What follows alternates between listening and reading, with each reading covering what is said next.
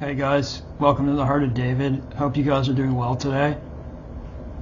Quite a few things to talk about today, and I have some good news on my part. I want to know maybe if any of you know something about something.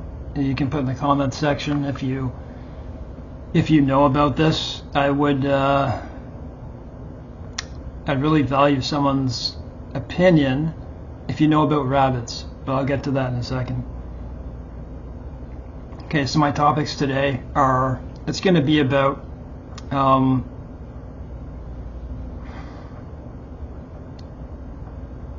what you should go for first when you come, anything to do with God, learning about God when you're first coming in. Sorry, I didn't really think this over. This whole journey isn't about what God can do for you. That's my point. That's what I want to talk about. I also want to read a part in Numbers in the Old Testament. I read Deuteronomy and I'm going backwards. I don't know, sometimes it's just I prefer to just go all over the place and see what's happening. I like going that way sometimes. I'm going to talk about that, and I want to show you the character of God. What else? I'm going to do a commentary on, I think his name is it Billy Carson or Ben Carson? You tell me. If I look really quickly, what's his name? Oh no, I'm not going to get out of there. I think it's Ben Carson. But maybe you've seen him on the internet, and I'm going to tell you something. Right now, I would have to say he's probably the biggest deceiver on video in terms of swaying people away from Christians by appearing as an angel of light with seemingly unending knowledge, but it's really stupidity. I'm gonna do I'm gonna have to edit it, so that will probably be out tomorrow sometime. So I'm gonna do that later tonight. I think you'll enjoy that one. And of course, I'll apply the Bible to that. I have good news. I've wanted to. It's been a long time since I've been able to drive, probably 20 years. I had my license suspended about 20 years ago for medical reasons. And I just never was able to go back because I became so sick. So I'm just like, yesterday, I'm just like, just go for it. Just go, and you studied the stuff, you did all that. And it got interrupted because I got assaulted 2.5 weeks ago. And because I felt so horrible. Anyways, I went yesterday and I passed the test. And so now I have well, it's just the starters, right? Because in Canada, you have to do your G1. You wait for a year, or you do driver's ed, wait 8 months versus, and then you do your driver's test, and then you can pretty much drive all you want, except then you have to get one more test after that. There's 3 stages, but anyways, I got it, so I'm on my way. I'll be able to drive by myself in a year. I'm not going to pay for driver's ed. I'm okay to wait for that. I did all that stuff before already, so it's a shame that I have to do it again. I'm pretty sure I could drive probably better right now than I did, because I'm in a better position mentally. But I got it anyways, which is good. I got 37 out of 40, and you know what the thing is? It's like, I knew all the answers, and I just had a feeling like I got the first one, the second one wrong. I'm like, I know if I get 4 wrong, like they have 20 and 20, rules of the road and science, right? And they were throwing at me the questions that really didn't even matter at all. And I kind of knew they would do that. Like, what can a G1 and G2 driver do with alcohol when they're got this many people in the ones that really didn't matter, they threw at me, the really legalistic questions. But God was with me, so I got my G1. That's good. You know how much of an obstacle that was in my mind for a long time for no reason? And I also want to say this.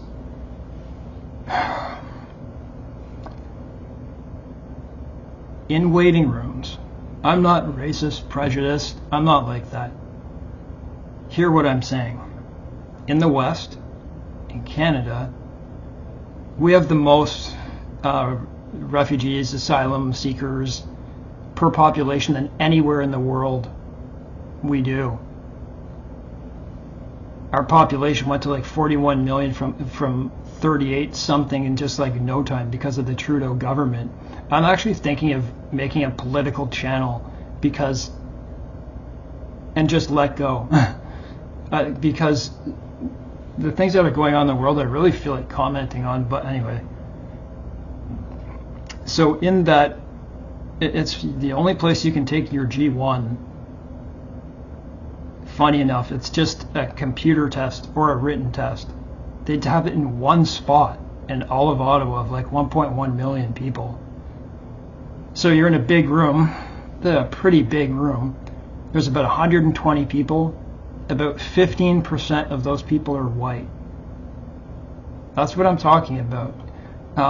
In 10 years, I don't recognize my country anymore. I don't recognize it. Go to the grocery store, I don't recognize it. And it's not about being racist and prejudiced. If people are assimilating and they're good people and they want good things, but if they're not and they're rude and I'm going to be very straightforward. If they believe in Islam does not,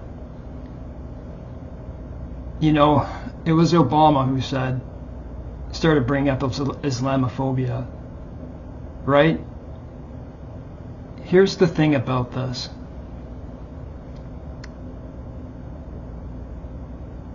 You don't bring in any people who want to take over your country by Sharia law.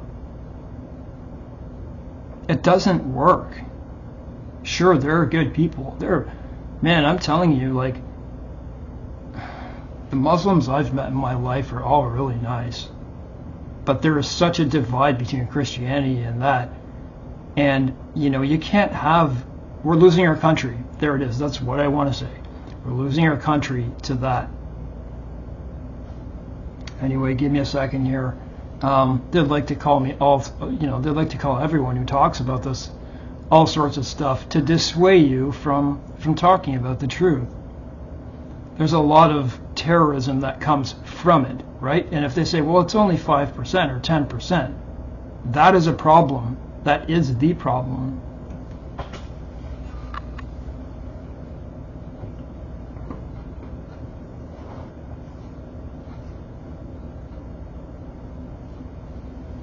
What does it say? A little leaven leavens the whole lump. Look at Canada. Look at the UK. Look at France. This is happening all over the place. Anyways, this isn't what I wanted to talk about. By going there, did I feel uncomfortable? No. But it was a little intimidating to think, like, just 5 years. Just 5 years from now. That's all I have to say. Because we're not having kids. Right? Isn't that the thing that they're teaching us? And women, they're teaching women a lot of bad things, and it has to do with the internet. It's the internet that's doing this. Social media. So let's talk about this first. When you think of like Joel Osteen and Joyce Meyer and all those things, there's a lot of fooled people, right? My stomach is stabbing, man. Just know that as I'm doing this.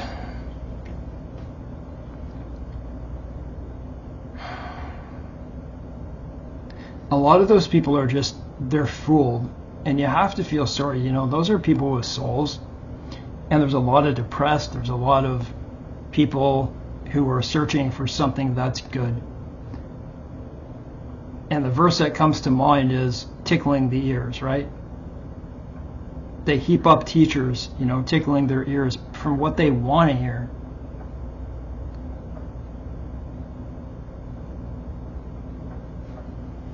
A lot of people go to these things, and you know what? I saw something about Joel Osteen, and it was on Patrick Bet David's show, Valuetainment, saying that even he said he recognizes that he's not in the right place. He is deceiving people. He's a very good motivational speaker, like one of the best. But he's calling himself a pastor, which is a big problem in God's eyes. And it seems to me that they only start mentioning Scripture and Jesus Christ and all those things when it starts to pertain to things like money and tithing. That's when they start bringing in the Scripture, right?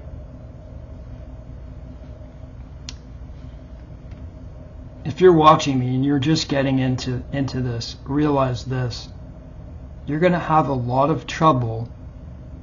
Like, read the Bible, do all that. Like, do go on your journey and all that type of stuff.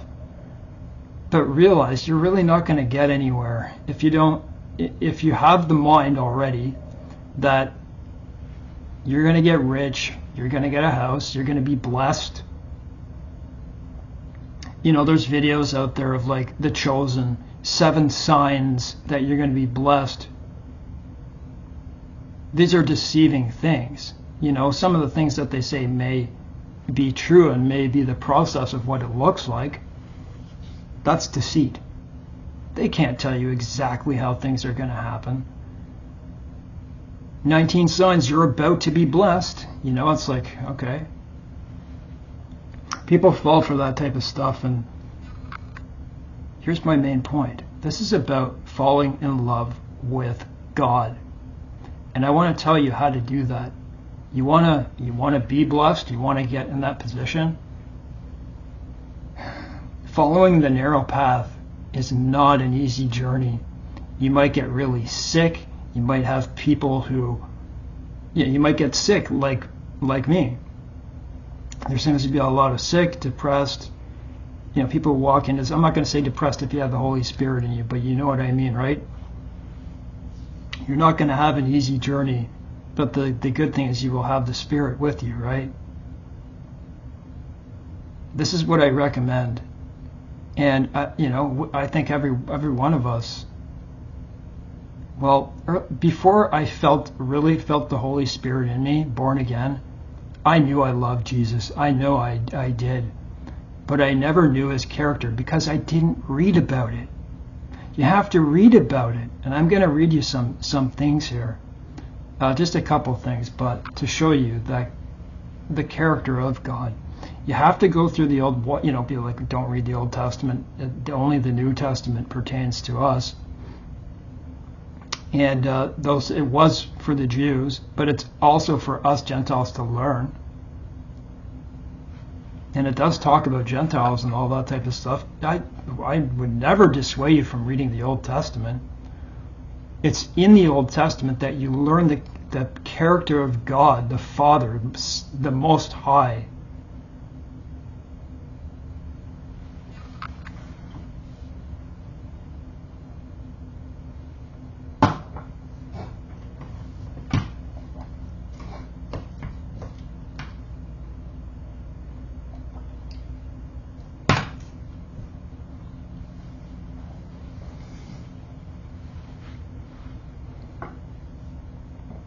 I'll tell you something. I'm on disability because of my disabilities. I try to work when I can. It's mostly seasonal. I don't have a lot of money. I'm not married. I don't have a girlfriend. I don't have any of that type of stuff. So you'd think, how do you keep happy? But I'm not. I'm not doing bad either, right? I got an apartment in my name. Things are just good enough. I do my hobbies. I do all that type of stuff. All those things. Once you're born again and you have the Spirit in you, that is worth more than everything in the world. Because every situation you face, let's just say like this, obviously this is my case, right? This is in my life. I've been in situations where I've been so sick, acute illness, right? I'm like, I'm not going to give examples. I don't want to get into that. If I didn't have God there, Father, Son, Holy Spirit, if I didn't have that, I would be very depressed. Right now, I'd be really depressed. And like I said, if you've seen my other videos, you know where I probably would have already gone. It's this that makes me want to keep going, the Holy Spirit. You have to learn what the character of God is. That's my point of the first thing I want to talk about. And the second is associated with it. And I don't think I have a lot of context, but maybe you've never read it this way, you've read over this. You know, when you're going through the Old Testament, you know, the first 5 books, I mean, there's a lot of interesting stuff in there, but some of it can seem boring. But I recommend you read it a lot closer, because there's things that you may have missed. Please watch my next edited video that I'm going to do. So it'll be out anyways by tomorrow night, I think. I think you'll like it, because this person is just, what is it, Billy Carson or Ben Carson? He's going around talking about tablets and how, you know, I do believe in God, but not this God. How could he do this? Listen, I'm just going to react to that, and because I think like he's deceiving the masses, and people are buying into it. He was even on Valuetainment. I like Valuetainment for some things that they go deep into, but even they're deceived. Anyone who doesn't truly know the scriptures might be deceived. I do it because just one person who has who looks like he has a lot of knowledge really is stupid. I'm not saying he's stupid. What I mean is it's foolishness. You know how Paul says, everything I've learned to this point now is just rubbish. It's rubbish. Only Jesus Christ.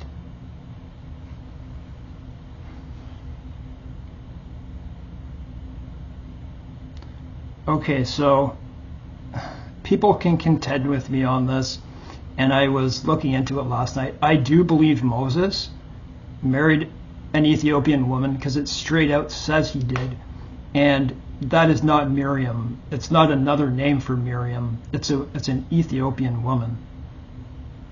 So when Moses did that, Aaron and Miriam, and I don't know exactly where Miriam was. I'll have to look into that.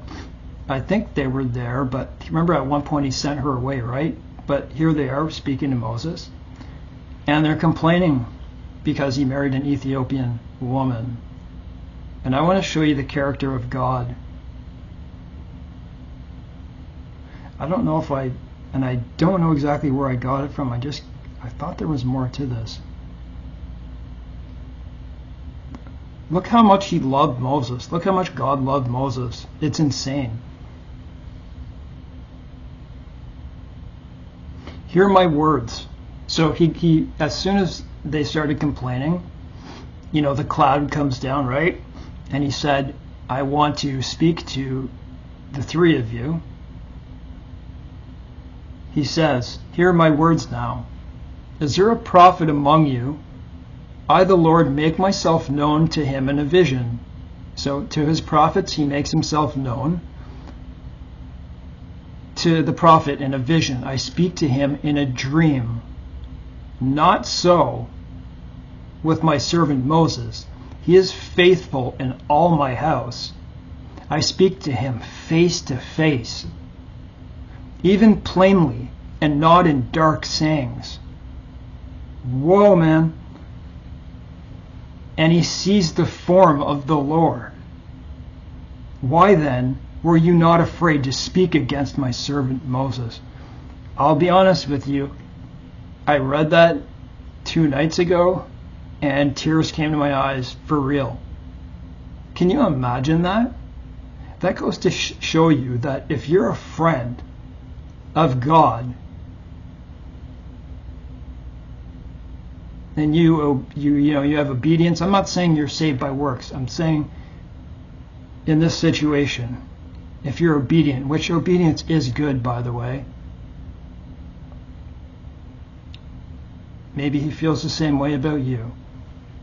I find it beautiful, right? That's pure love right there. And after that, Miriam and Aaron repented.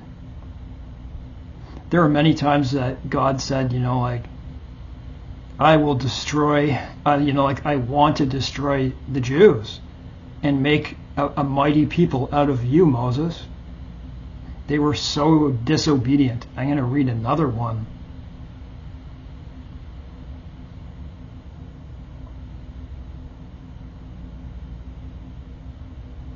I'm going to read you 2 rebellions. This one, and you'll like the next one.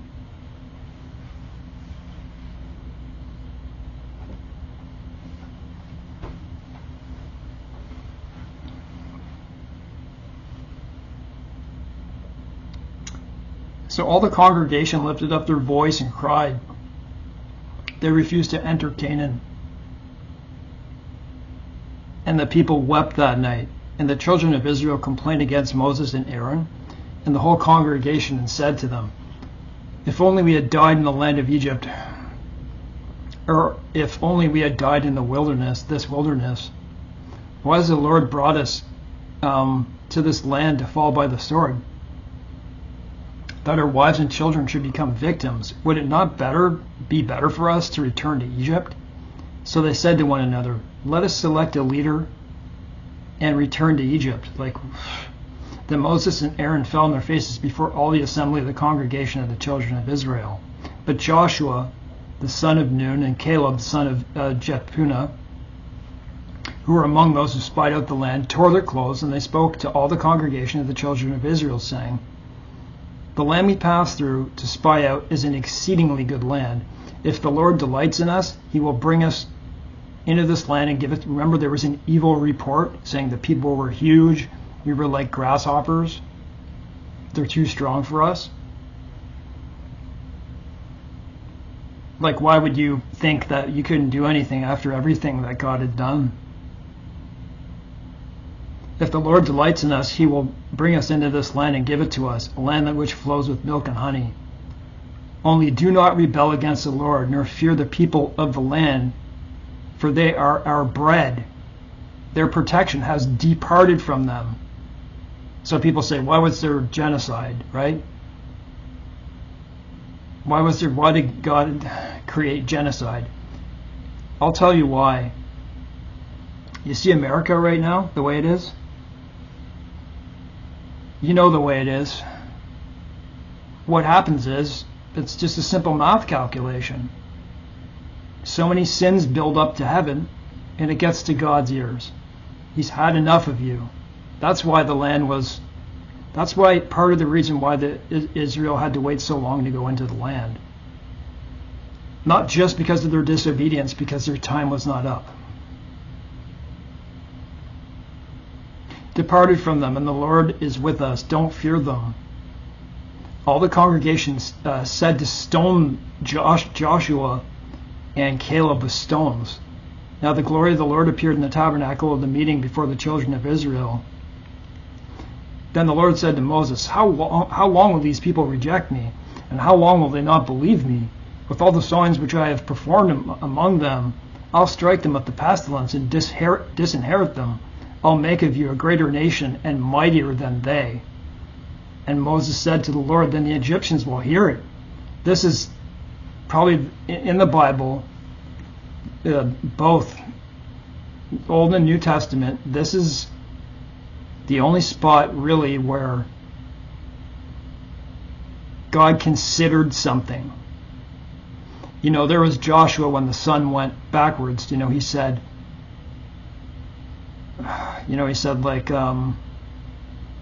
sun stand still, and the Lord, ordered it to do that.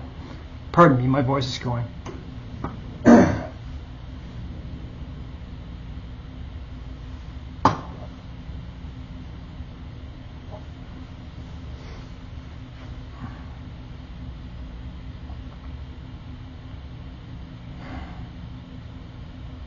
This is it.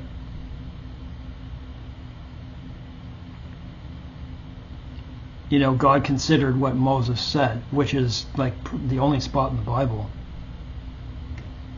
So this is Numbers 14, verse 13.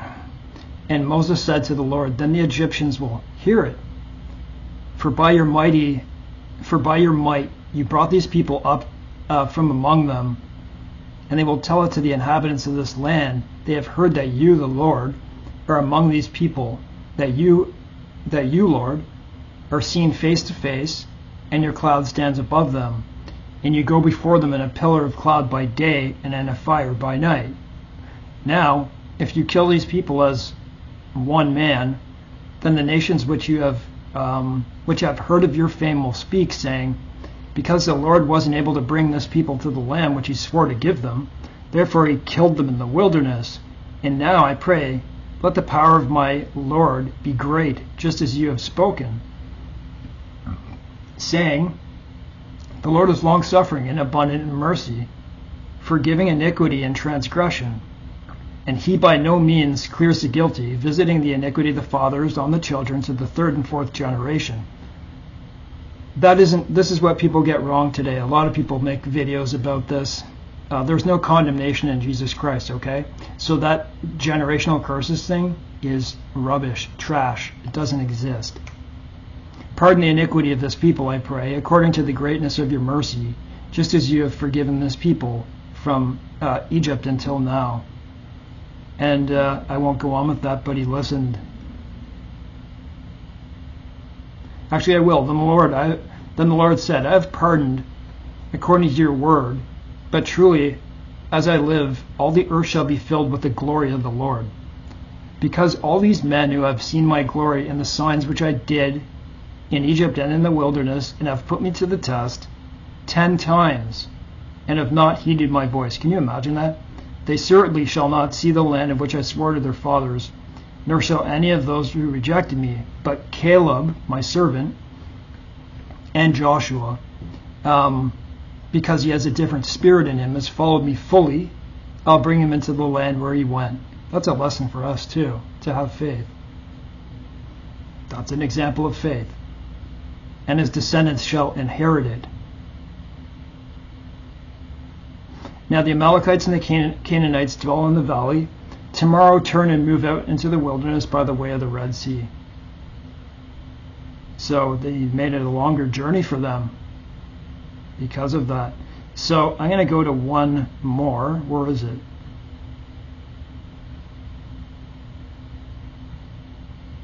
This is a good one. Yeah, listen to this. Just give me a sec.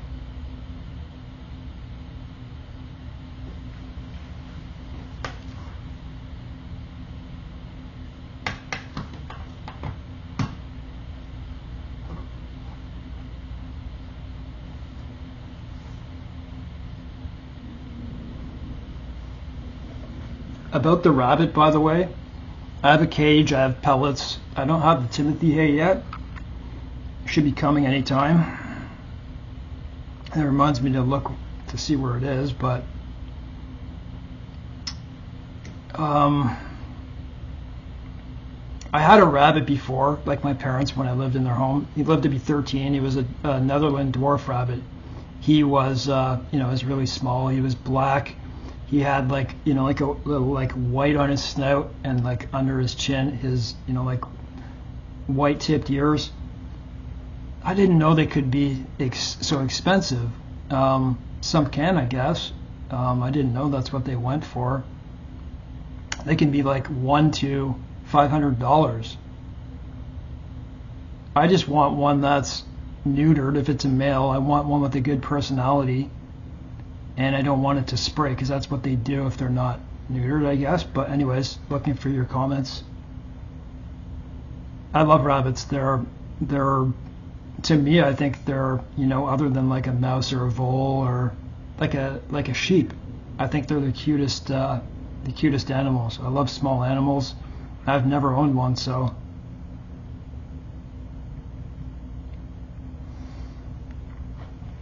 I'm going to be good to them. So, number 16, rebellion against Moses and Aaron.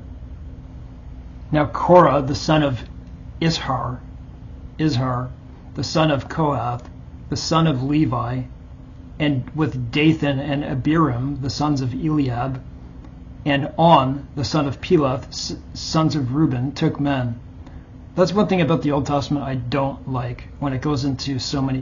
They say son of, because they don't have last names, just in case you didn't know. They didn't go by last names. That's why you see that. I find, like when they go through all the genealogies, I'm like, well, like sometimes they go to like David, the son of Jacob, the son of, they'll go to like all the way to the third. It makes it confusing for me to try to remember that. Okay, so sons of Reuben took men, and they rose up before Moses with some of the children of Israel, 250 leaders of the congregation, representatives of the congregation, men of renown. They gathered together against Moses and Aaron. It's like, listen, these people are, and said, you take too much upon yourselves, for all the congregation is holy, every one of them, and the Lord is among them. Why do you exalt yourselves above the assembly of the Lord? Ooh, wow, that's crazy. So when Moses heard it, he fell on his face, and he spoke to Korah and all his company, saying, tomorrow morning the Lord will show who is his and who is holy. He'll cause him to come near to him. That one whom he chooses, he will cause to come near to him. Do this. Take censers, like a lamp, I guess that is, Korah and all your company. Put fire in them and put incense in them before the Lord tomorrow. And it shall be that the men whom the Lord chooses is the Holy One. You take too much upon yourselves, you sons of Levi. So Moses and Aaron were brothers. They're in the tribe of Levi. This is the Levites. Then Moses said to Korah, hear now, you sons of Levi. Is it a small thing to you that the God of Israel has separated you from the congregation of Israel, so very special, to bring you near to himself, to do the work of the tabernacle of the Lord, and to stand before the congregation to serve them? He has brought you near to himself, you and all your brothers, the sons of Levi with you. Are you seeking the priesthood also? Therefore you and all your company are gathered together against the Lord. And what is, so Aaron's the priesthood and his sons. And what is Aaron that you complain against him? Moses' brother.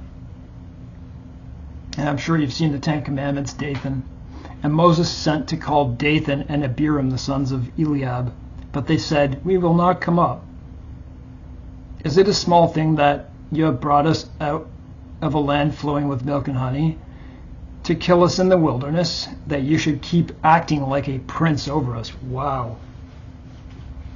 All the things that he has done and been through. And Moses was the most humble person you could imagine. He was like a Noah, right?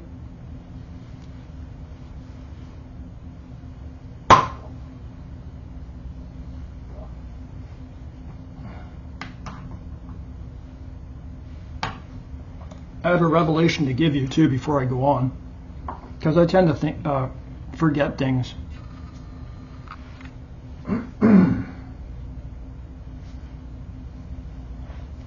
When you have a lot of abdominal pain and just a lot of pain in general, it's easy to forget things. I know you write them down, right? But while I'm doing this, I forgot what it was. I'm not kidding.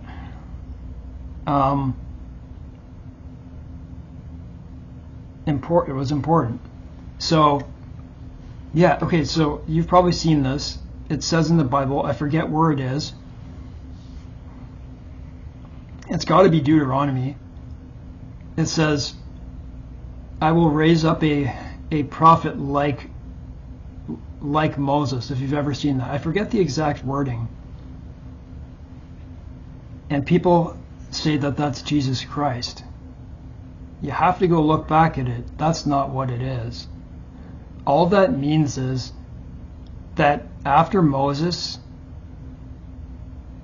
he's going to raise up prophets that are going to speak for him. That's all that means. You can go and you can research deep into that. That may be another study. But I did a deep search into that to find out that is the truth. It wasn't Jesus Christ that that's talking about. And it's not a double fulfillment either. Jesus Christ is God.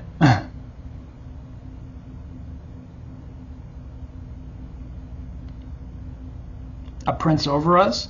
Moreover, you have not brought us into a land flowing with milk and honey, nor given us inheritance of fields and vineyards.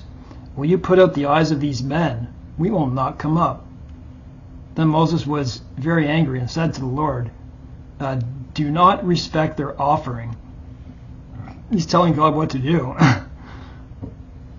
Moses says, I have not taken one donkey from them, nor have I hurt one of them. And Moses said to Korah, tomorrow you and all your company be present before the Lord. This is almost like Elijah, right, in the prophets? You and they, as well as Aaron, let each take a censer and put incense in it, and each of you bring a censer before the Lord. 250 censers, both you and Aaron, each with a censer. So every man took a censer and put fire in it, laid incense on it, and stood at the door of the tabernacle of meeting with Moses and Aaron. And Korah gathered all the congregation against them at the door of the tabernacle of meeting. Then the glory of the Lord appeared to all the congregation. This is a large part of the sons of Levi, of the tribe of Levi, his own tribe. And the Lord spoke to Moses and Aaron, saying, separate yourselves from among this congregation, that I may consume them in a moment. Then they fell on their faces and said, O God, the God of the spirits of all flesh, shall one man sin, and you be angry with all the congregation? Well, it was 250 of the leaders. So the Lord spoke to Moses, saying, speak to the congregation, saying, get away from the tents of Korah, Dathan, and Abiram. Then Moses rose and went to Dathan and Abiram, and the elders of Israel followed him. And he spoke to the congregation, saying, depart now from the tents of these wicked men, touching nothing of theirs, lest ye be consumed in all their sins. So they got away from around the tents of Korah, Dathan, and Abiram. And Dathan and Abiram came out at the door of their tents with their wives, sons, and little children. And Moses said, by this you shall know that the Lord has sent me to do all these works. They're not accepting that, right? For I have not done them of my own free will. If these men die naturally like all men, or if they are visited by the common fate of all men, then the Lord has not sent me. But if the Lord creates a new thing, and the earth opens its mouth and swallows them with all that belongs to them, and they go down, listen to this, and they go down alive, so they're alive, into the pit, then you will understand that these men have rejected the Lord. Crazy. What comes to mind for me is the Ten Commandments, and you see the earth open up, right? Did it open up then? I know it certainly did when Moses came down from the mountain, right? When they made a golden calf. Aaron would be dead if it weren't for Moses too. Now it came to pass as he finished speaking all these words that the ground split apart under them, and the earth opened its mouth and swallowed them up, with their households and all the men of Korah and all their goods. So they and all those men went down alive into the pit. The earth closed over them, and they perished from among the assembly. That doesn't mean they died. They perished from the assembly. Then all Israel who were around them fled at their cry, for they said, lest the earth swallow us up also. And a fire came out from the Lord and consumed the 250 men who were offering incense. They were the leaders. Pardon me, guys. I got to literally pace.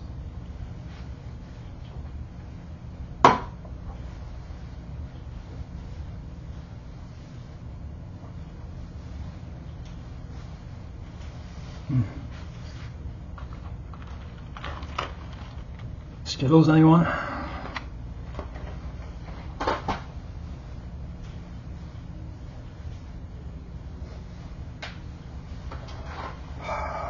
That's been sitting on my dresser forever. I'm cleaning up everything in my home. It was just like a memory from Christmas. You know those ones that you open up, you know, the storybooks? If I eat candy, I don't eat candy. I can't because of my abdominal disorders. I used to love those though at Christmas.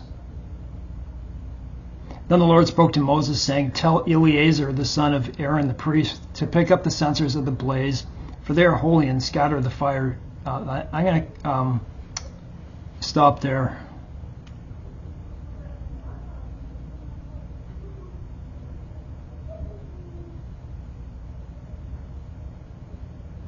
I'm going to finish with this. Listen, guys, they complain even further. After everything that happened, look what they did. On the next day, all the congregation of the children of Israel complained against Moses and Aaron. So all of Israel.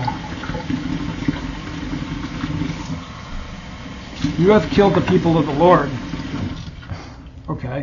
Now it happened, like they don't understand God is supreme. When the congregation had gathered against Moses and Aaron, that they turned towards the tabernacle of meeting, and suddenly, I'm going to say this again. On the next day, all the congregation of the children of Israel complained against Moses and Aaron, saying, "You have killed the people of the Lord." Quotation closed. Now it happened when the congregation had gathered against Moses and Aaron, good people, that they turned towards the tabernacle of meeting, and suddenly the cloud appeared over it. There's the character of God protecting them. And the glory of the Lord appeared. Then Moses and Aaron came before the tabernacle of meeting. And the Lord spoke to Moses, saying, they would have killed Moses and Aaron many times over. "Get away from among this congregation, that I may consume them in a moment." And they fell on their faces. So Moses said to Aaron, "Take a censer and put fire in it. From the altar, put incense on it, and take it quickly to he's a priest, remember, Aaron, to the congregation, and make atonement for them. For the wrath has gone out from the Lord. The plague has begun." Then Aaron took it, as Moses commanded, and ran into the midst of the assembly. And already the plague had begun among the people. So he put in the incense and made atonement for the people. And he stood between the dead and the living, so the plague was stopped. Wow. Now those who died in the plague were 14,700, besides those who died in the Korah incident. So Aaron returned to Moses at the door of the tabernacle of meeting, for the plague had stopped. My voice is getting... I don't like speed. You know, when my voice gets to a certain point, it's like, I don't know, it sounds like throat cancer or something very, rough. I have to learn to stop, rest it, and anyway. But you can see there just how much, there's a reason that God calls them stiff-necked people. And look, right, even though there's an Israel now, and he will turn to Jacob again, right, and turn away the ungodly, they won't believe. They won't believe. A lot of people think, the Jews are so special and there's something about them. Don't think that. They're just like you and me, but they are special to God. They're very rebellious, a stiff-necked people. And it's not to say we're any better, right? We don't know how it would have been with us, but still besides the point. It was like that all the way from Exodus all the way to the exiles. And after. Is there anything else I wanted to say? I suppose I just wanted to talk about, you can't even freely talk about, without saying racism or prejudice. You can't talk about your own country. Listen to this. People coming into your country who are not assimilating, who aren't bringing any good values, they don't come in your country because they love it. What happens is they're leaving their country because it's so oppressive, right? Because they live in Sharia law type stuff. But when they come here, they want to impress that on you. That's happening. So We have every right to do that. We have every right to speak about it. I was talking to my dad yesterday, and I said, I remember perfectly well. Okay, so I'm 46 this year, born in 78. I remember on the news, like CBC, national news, when it was a big deal, when a mosque wanted to move onto a street near, anywhere. That's it. And it spreads like wildfire because we aren't having kids and they're having a lot of kids, and I think you already see it's not going to work out well. It's too bad. You know why? Because of all the groups, Christianity are the ones that are willing to accept anybody at any time. And that's what I find so beautiful about Christianity. Because we act like Christ. But I'll tell you something. Why do you think we were able to hold off things for so long? It's because there were people, the people who are now no longer alive, people who did speak up, who did do all that type of stuff. We the Christians still hold a lot of stuff back, right? The Holy Spirit. But there's a lot of people who aren't willing to speak up. I'll give you an example. When I was assaulted in battery, so I was just called assaulted in battery in that tunnel. What did I do wrong? What did I do wrong? I saw a child go through marijuana smoke in an enclosed space. Got halfway through the tunnel, decided to turn around and say, hey, you're not allowed to do that, and you should think about the kids. That's all it took. And so I'll tell you the truth. So one of my family members said, it's better not even to do anything like that. And even when I was speaking to the police, you shouldn't do anything like that. I'm like, what? We're not supposed to speak up anymore? I didn't do it in any challenging way. And I'm pretty sure I wouldn't. So it's by people not speaking up. God bless you all. I've already said a prayer for everybody.